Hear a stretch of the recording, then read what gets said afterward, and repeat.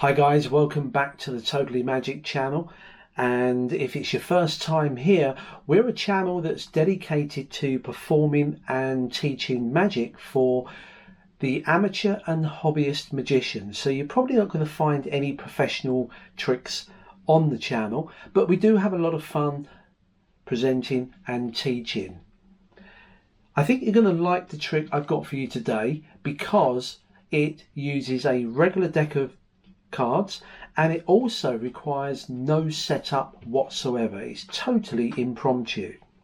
So without further ado, let's get into the performance of this particular trick. Now I need someone to help me with this, and you're going to handle the cards for majority of the time. You see, I want you to take these cards and give them a shuffle. Now the spectator will mix up the packet.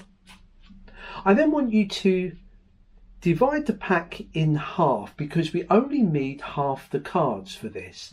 So could you deal out 2 packets but count to 26?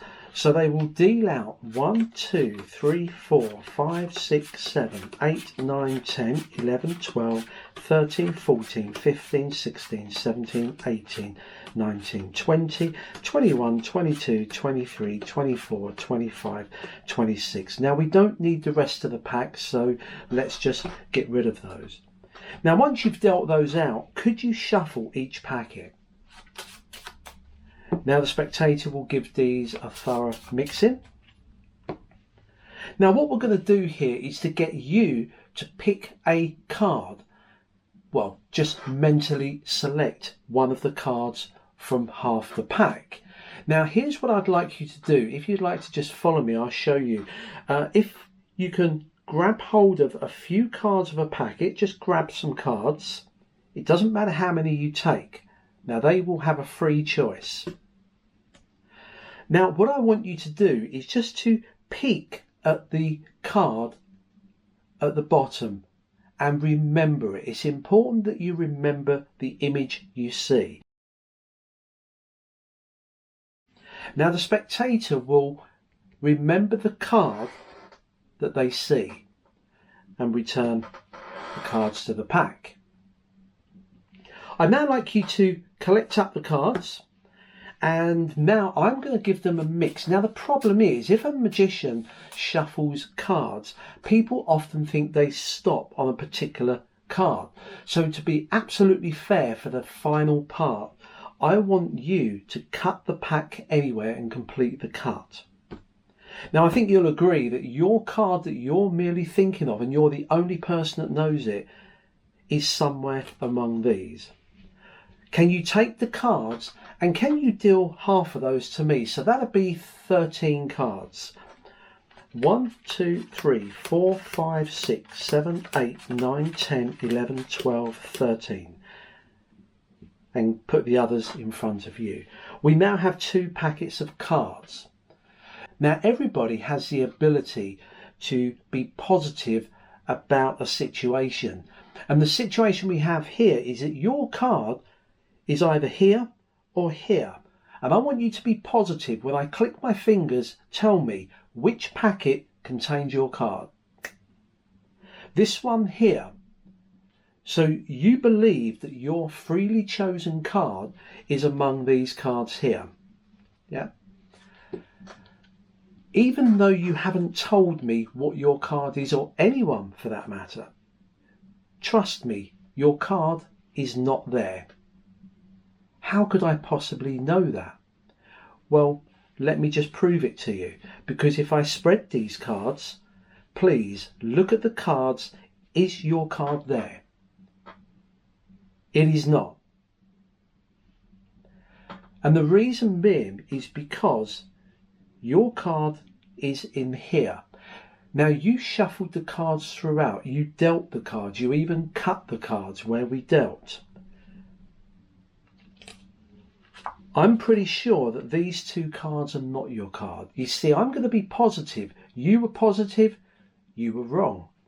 I'm going to be positive, and maybe these 2 are not yours either. I don't think this one is, possibly this, but not this. Actually, that one is neither. I got a feeling this one here, none of these. For the first time, tell me and everyone else here, what is the card that you're mentally thinking of? The Two of Hearts. And there is the Two of Hearts. I hope you enjoyed that very basic, no setup card trick. Now, what I like about this, it's not a difficult trick to do, and it's pretty obvious once you know how. But it really does fool the layperson. Every time I perform this, people go away thinking, how could he have known what my card was and where it was? And that is the powerful selling point of this trick. But let's get straight into it. The cards are regular. You don't have to set anything up. As long as you don't have the jokers, you want all 52 cards. As in the performance, get the spectator to handle them as much as you can. Get them to shuffle them, and then tell them that you want about half the cards. Well, not about, you actually need exactly half the cards, which, if they didn't know, is 26 cards. Tell them to deal out 2 packets and count out 26 cards. Now they will deal out 26 cards. 1, 2, 3, 4, 5, 6, 7, 8, 9, 10, 11, 12, 13, 14, 15, 16, 17, 18, 19, 20, 21, 22, 23, 24, 25, 26.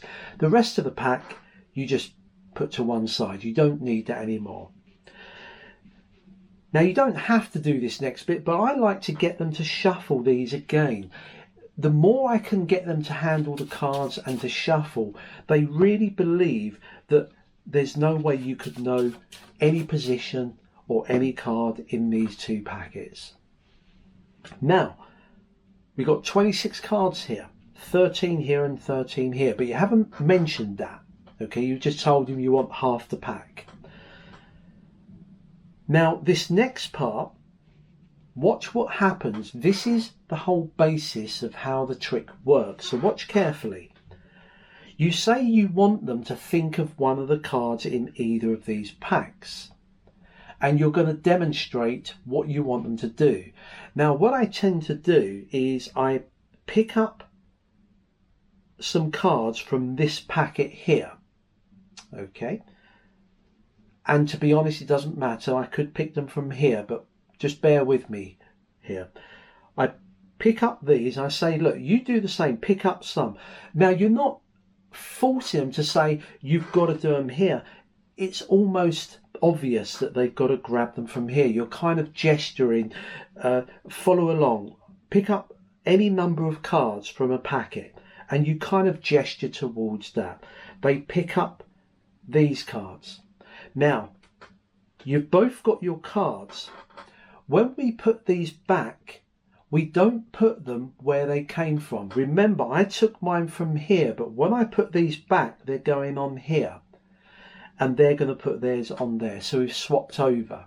Now, you don't mention this. You don't say, let's swap. I think it's better if you just do it naturally. They don't know what's coming next, so they don't see anything wrong with what's happening. So I've picked this up, and you say to them, I want you to remember the card that you cut to. Picture that card. Now, what I'm doing is I'm remembering this. Throughout this routine, you won't know what their card is until the very end. So you're just going to remember this. So I'm remembering the Jack of Clubs, but don't make it obvious. Don't kind of look at it and make it obvious that you're noting that, okay? You're just pretending to show them what to do. So have a peek, but don't let anyone see it. That's what you say to them. They're going to have a look. Now, their card is the 2 of diamonds, okay? As they look at theirs, I then return my cards, not to where they came from, but to here, and just pull them towards me and say, and return your cards. Notice the gesture. I'm not pointing and going, it's got to go here. I'm just gesturing, and it's just second nature that they will drop their cards on there. That's it. You then say, gather the cards. Now they can put these on here or these on here, it makes no difference. You can then get them to cut the cards several times if you so wish. Now what I tend to do in some performances, I may even pick the cards up as I did in this performance and give them a shuffle. Now of course it looks like an overhand shuffle, but actually I'm just cutting the cards like that. It's very convincing, but you don't have to. As a final part, I say to them, you cut where you're going to deal from. So they cut the cards and complete the cut. Even for me now, those cards are in a jumbled order. I've got no idea as to where my jack of clubs is or where their two of diamonds is. You say to them, now you've cut them, can you deal me half of those cards?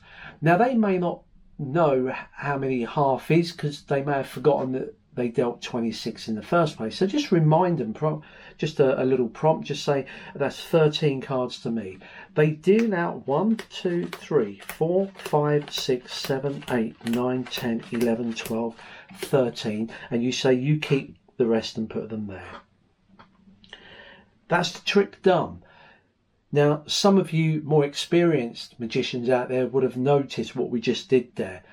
This packet, because they dealt them out, has been reversed. They're in the reverse order of these. Now you ask the spectator where they think their card is, and you play this routine about being positive. Bam, they choose one. It makes no odds as to which packet they choose. If they choose this one or this one. And you just play it differently depending how it turns out. Now let's say, for example, they chose this one here.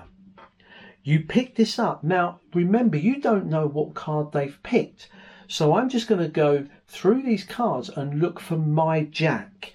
Okay, as I go through, I can see that I've got the jack in here, so that tells me that their card is actually in there somewhere. Now this is the deal, you look at them.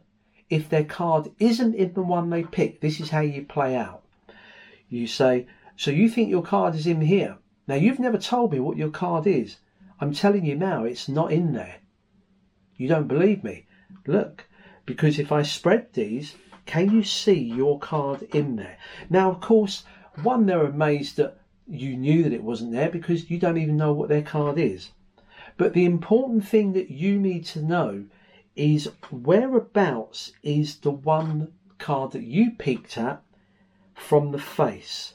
Now I'm looking here and I can see 1, 2, 3, 4, 5. This card is the fifth one from here. Now, what that tells me is that their card is fifth one from the top. It's as simple as that. This reveals that. It's fantastic. It's totally automated. So I just say, is your card there? And they say no. So straight away, you're correct at that point.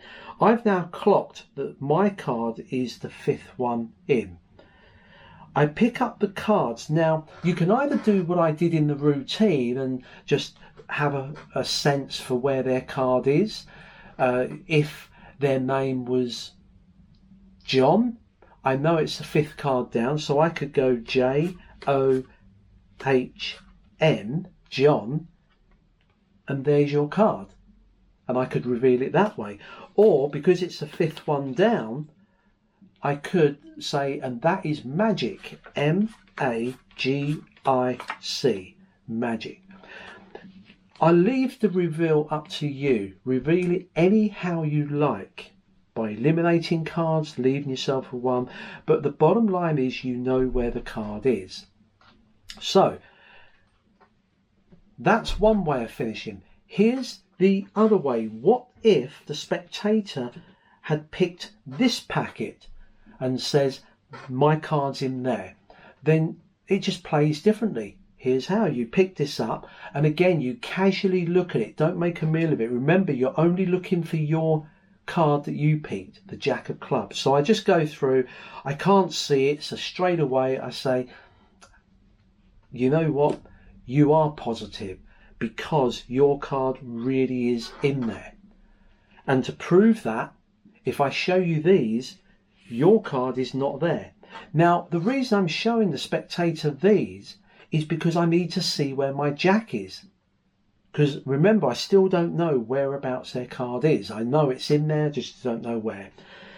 I again see that it's the 5th card from the face.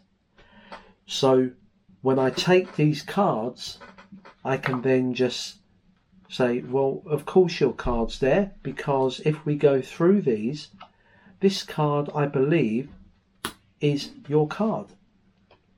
And it is. So 2 ways of revealing that, so it makes no difference which one they pick. I think you'll get the idea of this. If you follow the routine, you'll see that it's totally automated, okay, and it works every time. I hope you enjoyed that. Don't forget to hit the subscribe, like, share, and all the rest of the things you normally do to help the channel, and I'll see you next time. Take care.